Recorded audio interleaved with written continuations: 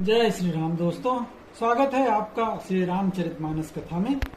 पिछले भाग में हमने शंकर भगवान की बारात की तैयारी का वर्णन किया था। शंकर जी का बाराती कैसे थे कैसे नहीं थे, सब तैयार होकर के माता पार्वती के नगर हिमालय के घर पे चल पड़े हैं और उसके आगे का वर्णन आज हम करेंगे। तो चलिए शुरू करते हैं आज का प्रसंग। नगर निकट बरात सुनी आई, पुरखर भरु शोभाय दिखाई। करी बनाव सजी वाहन नाना, चले लेन सादर अगवाना। शंकर जी की बारात जैसे ही नगर के निकट आई, ऐसा सुनकर पूरे नगर में चहल पहल मच गई, जिससे उसकी शोभा और बढ़ गई। अगवानी करने वाले लोग अपना सजा और श्रृंगार कर करके नाना प्रकार से सवारियों को सजाकर बड़े आदर के साथ बारात को जाके लेने के लिए आगे बढ़े। हर से सुर सेन निहारी, हरि देखी अति भय सुखारी। शिव समाज जब देखने लागे, बिडरी चले वाहन सब भागे। देवताओं के समाज उस बारात को देखकर सब मन में बड़े प्रसन्न हुए और विष्णु भगवान को देखकर तो बहुत ही सुखी हुए। किंतु जब शिव जी के दल को देखने लगे, तब उनके सब वाहन सवारी, चाहे हाथी हो, चाहे घोड़ा हो, चाहे रथ के बैल हो, सब डर करके भाग चले। धरि धीरज रहे सयाने, बालक सब लय जीव पराने। गए भवन पूछहि पितु माता, कहीं वचन भय कंपित गाता। कुछ जो बड़े लोग थे, समझदार लोग थे, वो थोड़ा अपना धीरज धर के वहाँ डटे रहे। जिनको शंकर भगवान की महिमा पता थी, वो वहाँ पे डटे रहे, नहीं कोई बात नहीं। लेकिन लड़के तो सब अपना प्राण बचा के भाग लिए। और घर पूछने पर जब माता पिता पूछने लगे क्या हुआ, तब वो भय से कांपते हुए ऐसे बोल वचन बताते हैं। कहीं जाइन बाता, जम कर धार की धो बरियाता। बरु बौरा बसन सवारा, ब्याल कपाल विभूषण छारा। बच्चे कहने लगे क्या कहें, कोई बात कही नहीं जाती। ये बारात है या यमराज की सेना? दूल्हा तो बिल्कुल पागल है और बैल पे बैठा हुआ है। सांप, कपाल और राख सब उसके गहने की तरह उसके शरीर में लगे हुए हैं। तन छार ब्याल कपाल भूषण, नगन जटिल भयंकरा। संग भूत प्रेत पिशाच जोगिनी, विकट मुख रजनी चरा। जो जियत रही है बारात देखत, पुण्य बढ़ते ही कर सही। देखी सोमा विवाहु घर घर, बात असिल रिकन कही। दूल्हे के शरीर पे राख लगी हुई है, सब बच्चे बताते हैं अपने माँ बाप को। सांप और कपाल उनके गहने हैं, वो नंगा है, जटाधारी और बड़ा ही भयंकर है। उसके साथ भयानक मुख वाले भूत, प्रेत, पिशाच, योगिनियां और राक्षस सब बराती हैं।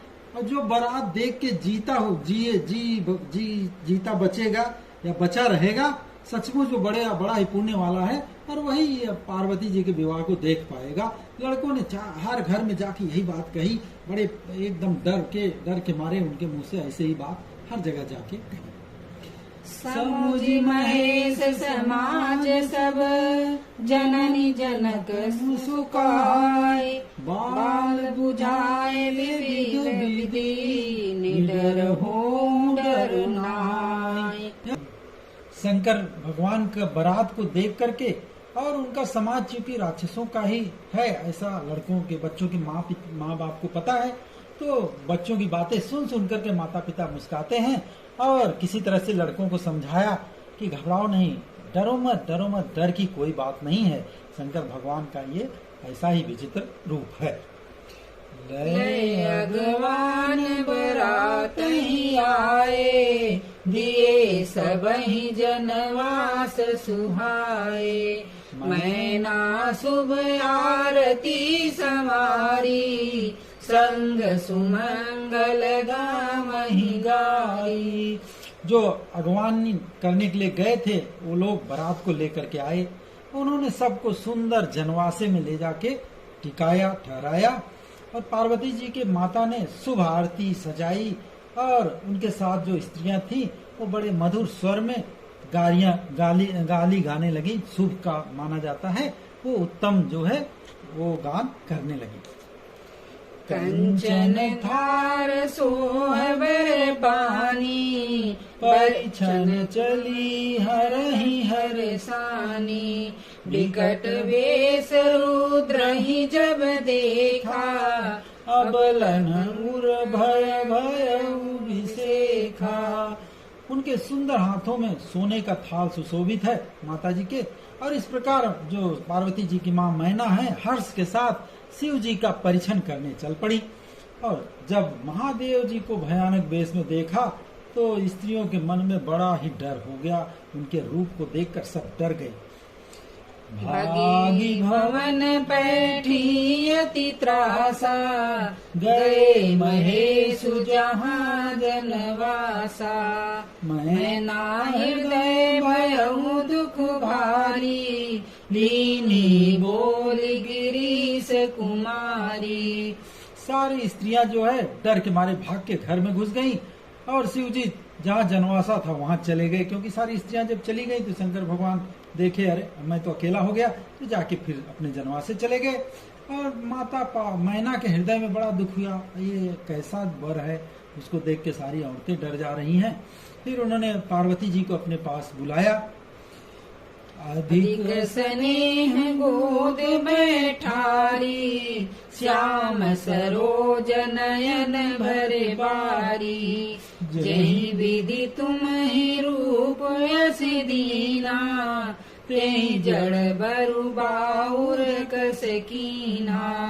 बड़े प्रेम से माता जी ने मैना ने पार्वती जी को अपने पास बुला के गोद में बैठाया और उनके नील कमल के समान नेत्रों में आंसू भर गए हैं और बोली, जिस विधाता ने तुमको इतना सुंदर रूप दिया है उसी मूर्ख ने तुम्हारे दूल्हे को बावला कैसे बना दिया। कैसे कीन बरु बौराह विधि जही, तुम ही सुंदरता दई। जो फलु चाहिए सुर तरुहि, सो बर बस बबूर ही लगा गई। तुम सहित गिरते गिरऊं पावक, जरऊं जल निधि महु परऊं। घर जाऊ अपजसु हो, जग जीवत विवाह न हम करो। माता मैना बोली बड़े दुखी स्वर में, आंखों में उनके नीर भरा हुआ है, नेत्रों में आंसू भरे हुए हैं। बोलती हैं जिस विधाता ने तुमको इतनी सुंदरता दी उसने ही तुम्हारे लिए कैसा बावलावर बना दिया। जो फल कल्प वृक्ष में लगना चाहिए वह जबरदस्ती बबूल में लग रहा है। मैं तुम्हें लेकर पहाड़ से गिर जाऊंगी, आग में जल जाऊंगी या समुद्र में कूद पड़ूंगी, चाहे घर उजड़ जाए और संसार में अपयश फैल जाए, पर अपने जीते जी मैं इस बावले वर से तुम्हारा विवाह नहीं होने दूंगी। भई विकल अबला सकल, दुखित देखी गिरि नारी। करि बिलाप रोदति बदती, सुतासने हूँ संहारे। हिमांचल की स्त्री माँ मैना को दुखी देखकर सारी स्त्रियां व्याकुल हो गईं। मैना अपनी कन्या के स्नेह को, अपने प्रेम को याद कर कर के विलाप करती रही, रोती रही और कहने लगी, नारद कर मैं काह बिगारा, भवन मोर जिन बसत उजारा। अस उपदेशु मही जिन दीना, बौरे बरहि लागी तप कीना।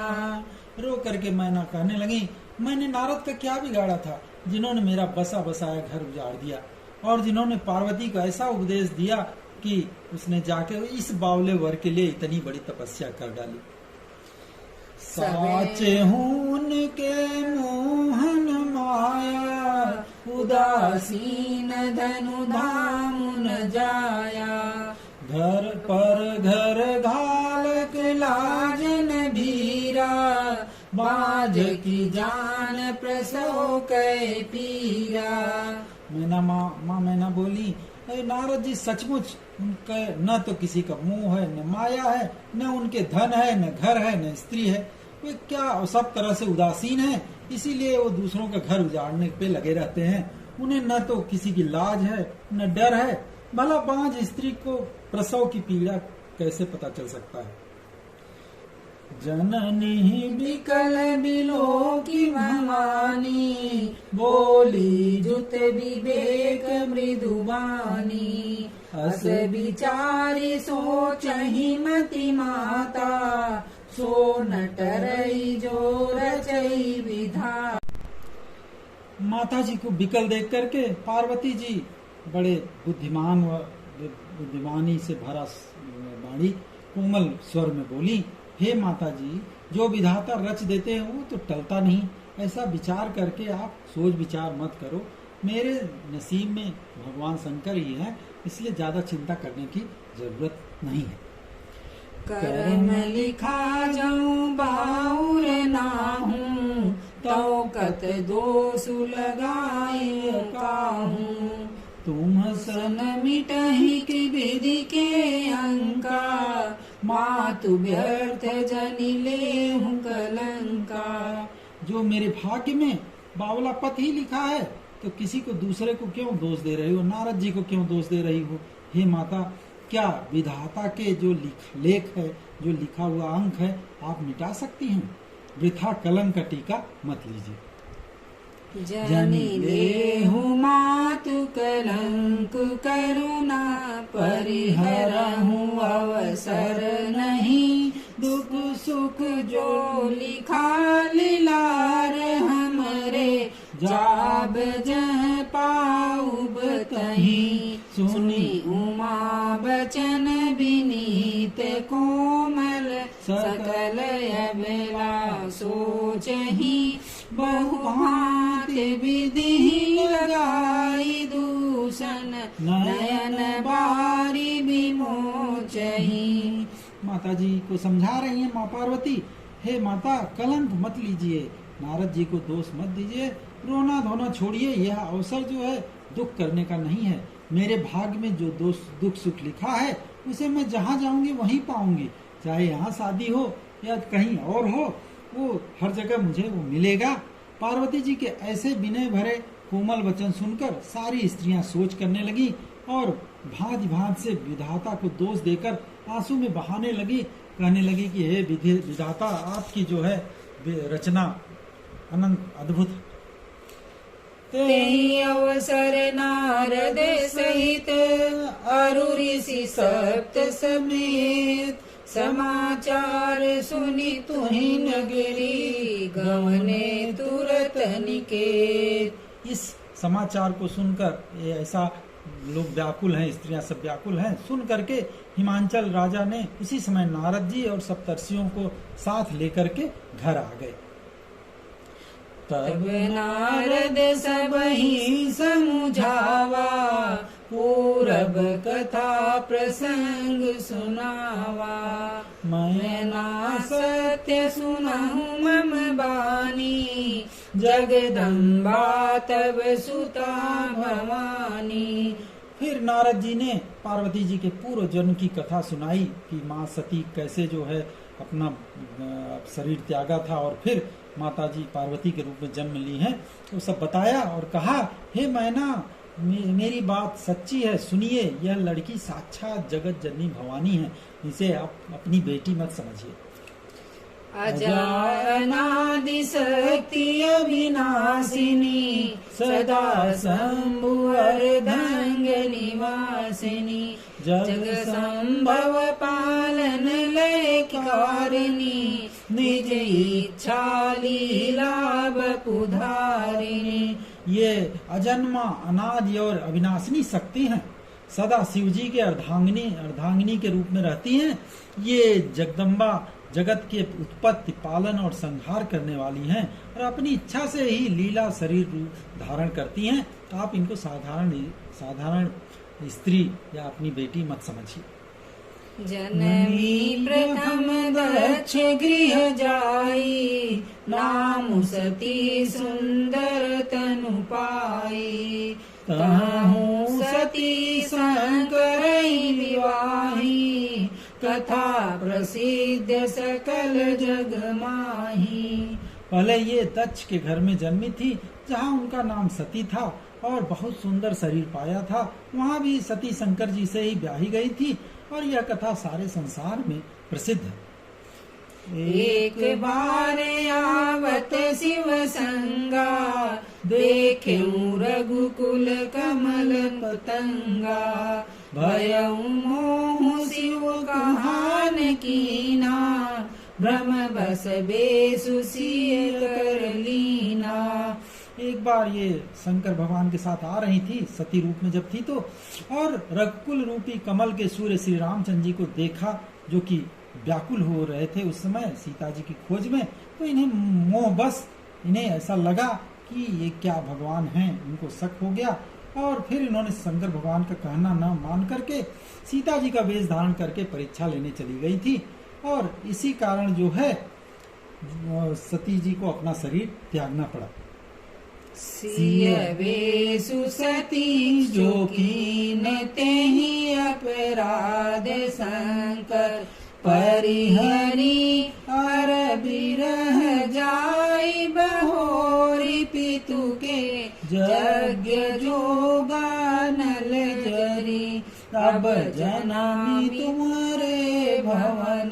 निज पति लागी दारुण तपु किया, अस जानी संशय तजहु गिरिजा। सर्वदा शंकर प्रिया। नारद जी आगे समझा रहे हैं मैना को कि सती जी ने जो सीता का वेश धारण किया था, उसी अपराध के कारण शंकर जी ने उनको त्याग दिया था।